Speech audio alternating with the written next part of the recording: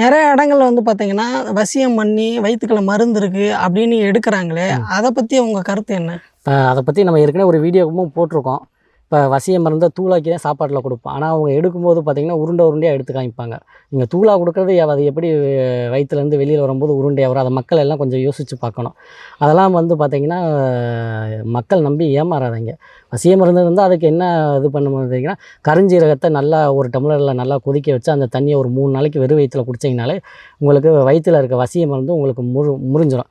அதுலயும் இப்போ ஒரு சில இடங்கள்ல பார்த்தீங்கன்னா, தமிழ்நாட்டிலே நான் பார்த்து ஒரு சில யூடியூப் சேனல்ல பார்த்தீங்கன்னா, திருநீர் அப்படி கையில வயித்துல வச்சு, தலையில வச்சு, நான் உங்களுக்கு வயித்துல இருக்க மருந்து எடுக்கிறேன், தலை மூலியமா எடுக்கிறேன் அப்படின்னு சொல்லி எடுக்கிறாங்க. அந்த மாரி எடுக்க முடிஞ்சா வயித்துல இருக்க கிட்னில இருக்க கல்லெல்லாம் எடுத்துடலாமே. அதெல்லாம் வந்து பார்த்தீங்கன்னா ஏமாத்தணும். அதெல்லாம் எப்படி பண்ணுறாங்க?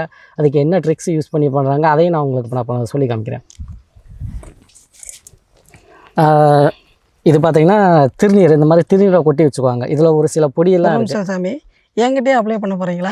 ஆமாம், உங்களை வச்சு தான் நான் டெஸ்ட் பண்ணி காமிக்க போகிறேன். ஏன்னா இப்போ உங்களுக்கு வயித்துல இப்போ எங்கே போய் நீங்கள் ஜாதகத்தை கொடுத்தாலும் சரி, உங்களுக்கு வயித்துல மருந்து இருக்குது, இந்த மந்திரவாதிகிட்ட போனாலும் எங்கே போனாலும் வயித்துல மருந்து இருக்குன்னு சொல்லிடுவாங்க.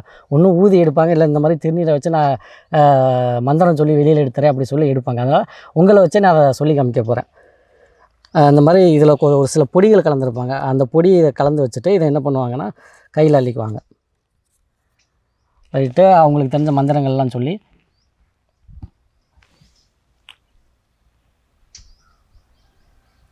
இப்போ ஒரு உடம்புல உள்ள வசிய மருந்தை நான் அந்த திருநீர் மூலியமா வெளியில் எடுத்துட்டேன் அப்படின்னு சொல்லி சும்மா ஒரு 3 தடவை எச்சி துப்புற மாதிரி துப்புங்க. துப்பிட்டு பார்த்தீங்கன்னா நீங்களே பாருங்கள், உருண்டை உருண்டையாக வருதா? மக்களே பாருங்க. வெறும் திருநீர் தான். திருநீரில் இந்த மாதிரி உருண்டை உருண்டையாக வர வைப்பாங்க. இதெல்லாம் ஒரு ட்ரிக்கு.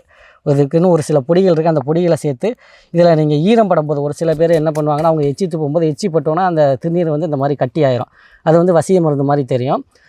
ஒரு சில பேர் என்ன பண்ணுவாங்கன்னா, இதே எலுமிச்சம்பழத்தை வச்சும் செய்வாங்க. எலுமிச்சம்பழத்தில் சின்னதாக ஓட்டை போட்டு உள்ளே அந்த பொடியை கொட்டிடுவாங்க.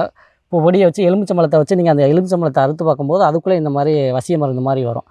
இதுவும் ஒரு ட்ரிக்ஸ் தான். இதையும் நம்பி யாரும் ஏமாற வேண்டாம். வசிய மருந்து இருக்குதுன்னு சொன்னால் நீங்கள் பண்ண வேண்டியது கருஞ்சீரகத்தை வாங்கி நல்லா கொதிக்க வச்சு குடிச்சிங்கனாலே போதும். அதிலேருந்து நீங்கள் நிவர்த்தி ஆகிடலாம். திருப்பி யாரும் உங்களுக்கு அந்த மாதிரி எதுவும் வசிய மருந்து இதெல்லாம் வைக்கக்கூடாது அப்படின்னா, நீங்கள் வெளியில் போய் யார் வீட்லேயும் சாப்பிடாதீங்க. டீ காஃபி குடிக்கிறது முதற்கொண்டு எதையுமே மற்றவங்க வீட்டில் போய் சாப்பிடாதீங்க. சாப்பிட்டா உங்கள் வீட்டில் மட்டும் சாப்பிடுங்க.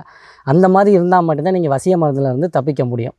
அதனால் எல்லா மக்களும் பார்த்திங்கன்னா ஒரு விழிப்புணர்வு அடையணும் அப்படின்னு தான் இந்த மாதிரி நான் அதெல்லாம் எல்லா உண்மைகளையும் நான் உங்களுக்கு சொல்லிக்கிட்டு இருக்கேன். இந்த மாதிரி விஷயங்கள்லாம் மக்கள் நம்பி யாரும் ஏமாற வேணாம்.